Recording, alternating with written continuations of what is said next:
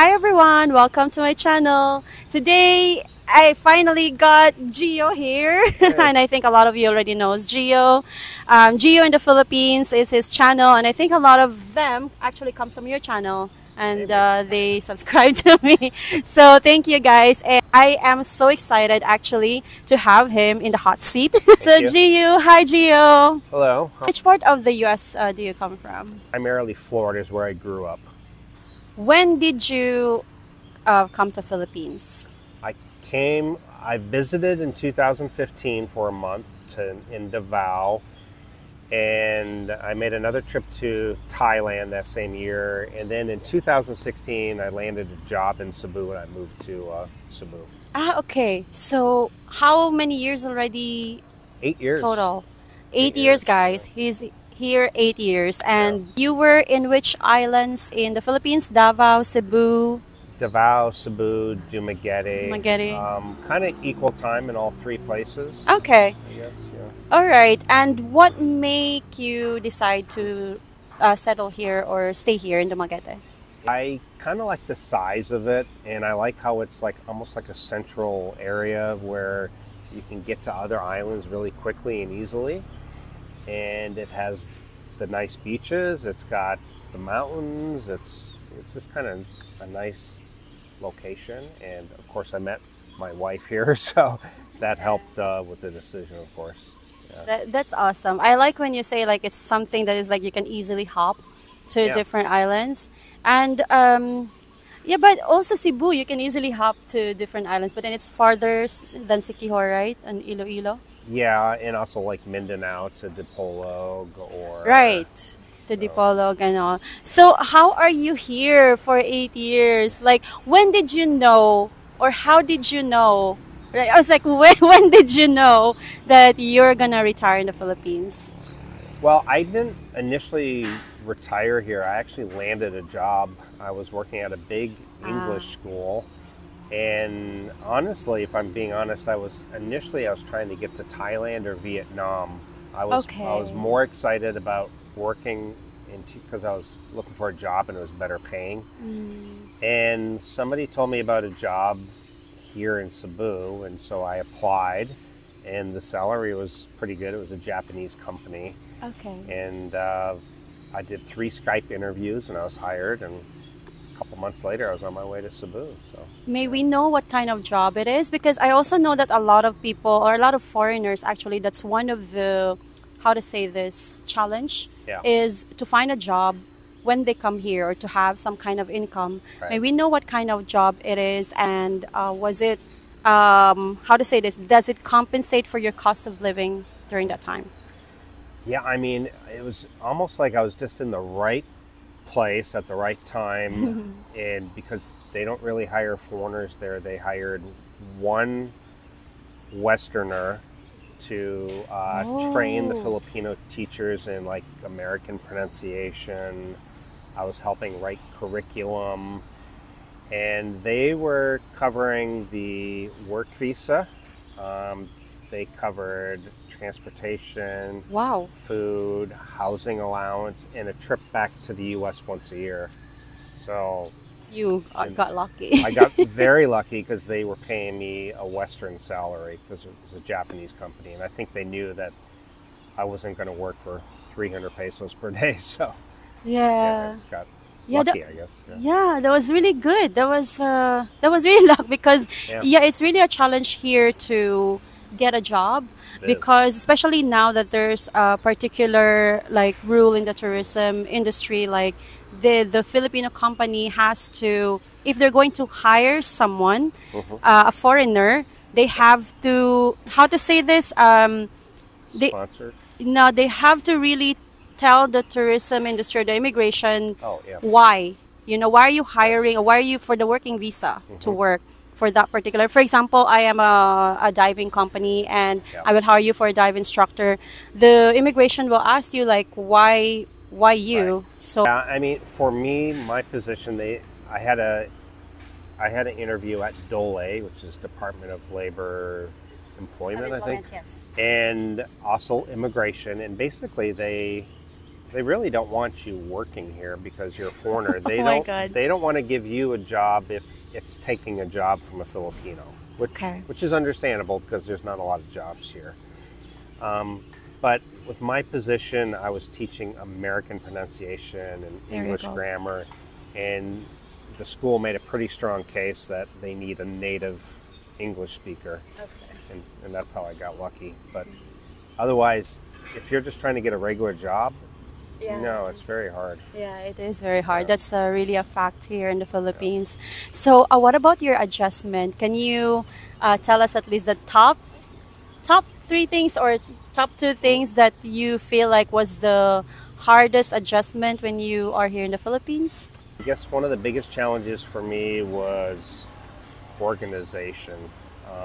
Okay. I call the Philippines, everything seems to work. Like when you're on the roads driving, it all works. But I call it organized chaos sometimes because it's just the way things work is just not, in an organized fashion sometimes. And sometimes you're like, oh, why do they do it like that? But it works, right? So I guess the organization, the pollution and like on the ground, the lack of infrastructure sometimes, those things. But the benefits for me living here are so much greater that those things are Okay. kind of low on the list. I love how you say that the it compensates at least it matches what you need here at Right. least. I mean, no place is perfect, right? Even in the U.S., there's things that I really like, but there's things I don't like. So, I mean, there's no perfect place. What about with the people? Mhm. Is there any challenge with dealing with the locals, or are you good with it? That's one of the things that I really like here is they're always very friendly and easy to talk to, and then I had the experience of working. Like a lot of people don't get this experience, but I was working with Filipinos, and like on the first week I was working, they were already taking me out to karaoke, and I was Yes. eating lechon and trying balut, and so I got to experience maybe a different side that a lot of other foreigners don't get to really experience. So my karaoke sucks, but they were okay with it. So. It's okay. You're a foreigner as long as you can Right. you can read. Exactly. Yeah. You just have to read the words. Yep. So for 8 years you're here, so I'm sure that you had experience with dating. What is the most unforgettable challenge when it comes to dating in the Philippines? I mean, dating honestly has been a pretty positive experience. I haven't had anything. I've had a few things like, but I suppose things in common. Sometimes, Okay. I may be really into traveling, and I used to be really big into mountain biking and different things like that. And it's not that we don't really match. It's just maybe they just never had the opportunity to travel or do those Okay. things. So Yeah. I suppose finding things in common sometimes was a challenge for me. Yeah. Did you experience any scamming?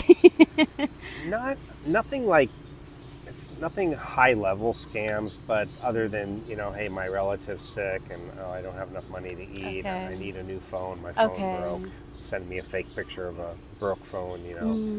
But nothing like major. I really don't think.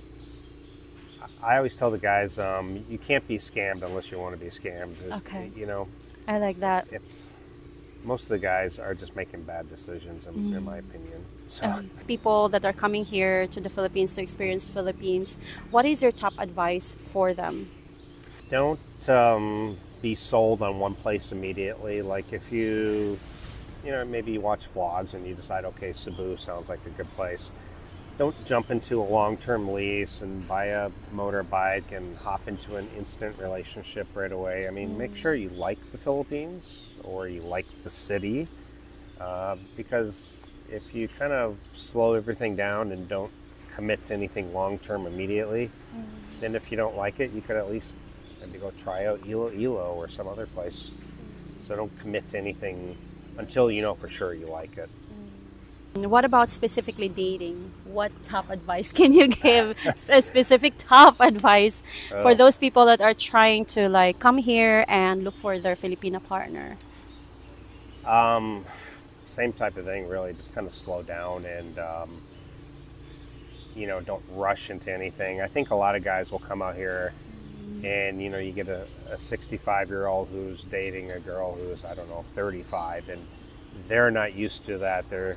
That's not an opportunity they had back in the West. So they kind of lose their mind and they rush into things. I see guys move a girlfriend in like so quickly here and jump into a relationship. I just think you need to slow things down, and you don't need to be the knight in shining armor immediately. You know, a lot of guys I think come here and they feel like they have to rescue the girl from poverty, Being a hero. be the hero, which is okay, but slow it down and yeah, Slow down, guys. slow down. Slow down. Get to It's know. not a race. It's not a race. I'm not sure about that. Can be sometimes. Can be sometimes because they're saying that there's like how to say that there's like a lot of foreigners and especially the Filipino is gorgeous. So I think that's where the Right. rushing comes for some of the foreigners. First come, first serve. First come, first serve.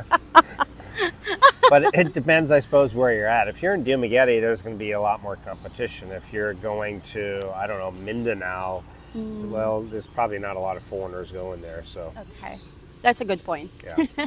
So one more thing. What about you and Maya? For those who don't know, he got married with a Filipina. Actually, you know, she's my friend. Maya, life in the Philippines. So I'm just curious about if there's any. What is the top cultural difference, if there is, between you two? Sometimes it's the way we think, you know, as far as the